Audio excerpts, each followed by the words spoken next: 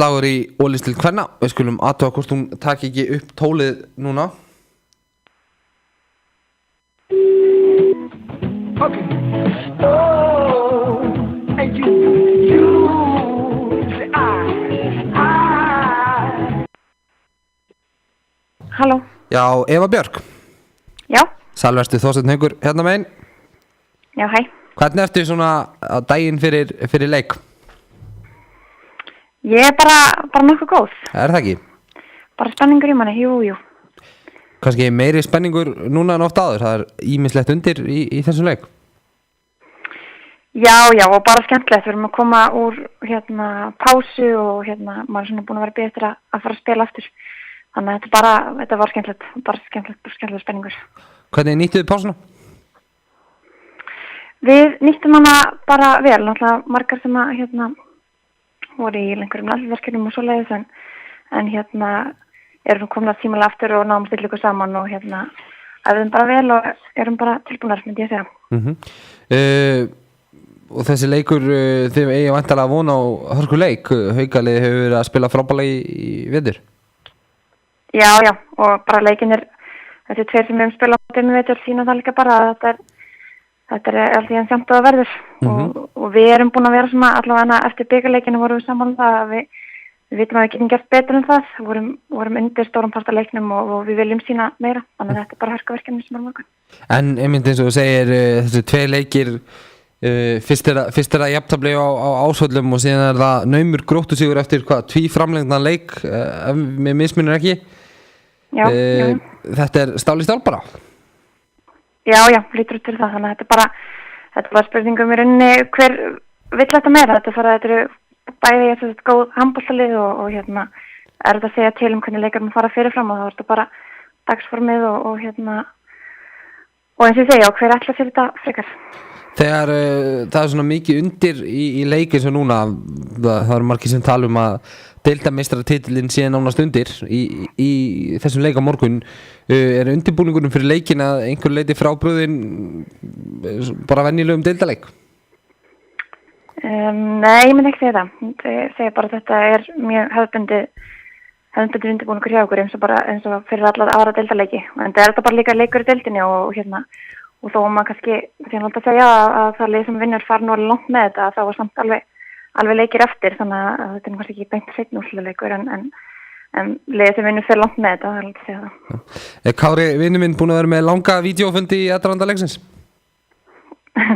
Nei, ekkert lengri en venjulega, sko. Það er ekkert auka. Nei. Er hann með langa vídeófundi almennt? Nei, ég myndi ekki að segja það. Það getur dreigist hjá honum þegar hann ætlar að fara yfir mikið efni en oft er þetta nú bara svona létt að fara yfir svona helsta atriði, varnarleik og sóknarleik í hinliðin og svo kannski horfa líka á okkur sjálfs en þetta er nú engin langlöku fundi, það er ekki að segja það. Nei. Ef við horfum að þetta Haukalið, hvar svona liggja hvar er lykillinn að því að vinna þetta Haukalið fyrir ykkur? Það er sannlega bara gamla góða klíðin að spila góðan varnarleik og fóta Moskvíslanum með og vonandi auðveld mörki í gegnum hraðaflöpin. Þetta er bara við náum okkar varnarleika sem hefur kannski verið okkar svona almörki á pari að þá er það vonandi lykillinn að því að ná sigri. Fyrst þú segir þetta, sko, vörn Moskvísla og hraðaflöp, þetta er nú svolítið lykillinn að flestum sigurum ykkar bara almennt eða ekki, með náttúrulega frábæra vörn og Írisi frábæra í markinu fyrir aftan. Jú, og kannski líka ekstra þessum leik, menn það með mjög gott sóknarleik bara í saman hvaða stöðu og lítur að það má ekki líta af neittni þar, þannig að þetta heldur vera varnarleikurinn að vera á 100% standard.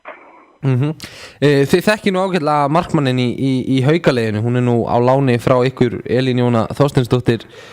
Kemur það til með að hjálpa ykkur að einhverju leiti í leiknum á morgun að þið hafið vantarlega allar spilað með henni áður?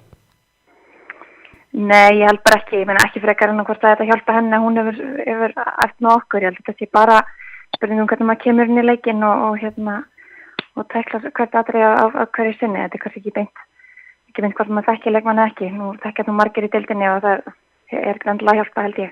Nei, annars er áhugavert að skoða það náttúrulega, þið voru í þessari stuði í deildinni fyrra að vera í baráttu allan titla, en höfðu þá náttúrulega ekki unnið titil áður, núna eru þið kannski meira á svona liði til þess að vinna, unnið alla þessar stóru titla í fyrra, finnið þið fyrir aukinni pressu á ykkur þetta tímabil?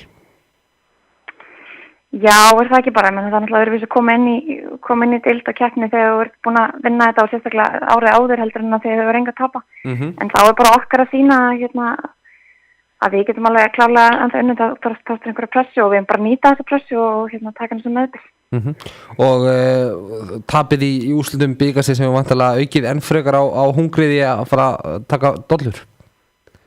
Já, sjálfsögðu, þetta var bara úrslita leikur sem við töfum þarna og þá erum við bara ennþá hungrari að ná í hérna titlana.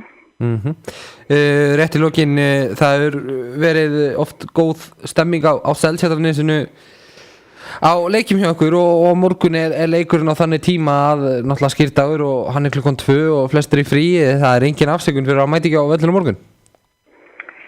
Nei, heldur betur ekki og líka þetta er bara eins og við varum að tala áðan að þessi leikir eru búin að vera svo skemmtilegir í vetur að það er að hvetja fólk ennþá meira til þess að koma og fylgjast með, þannig að vonandi verður bara fullt hús á morgun.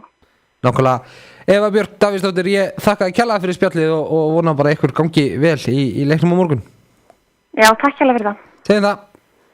Bless. Bless.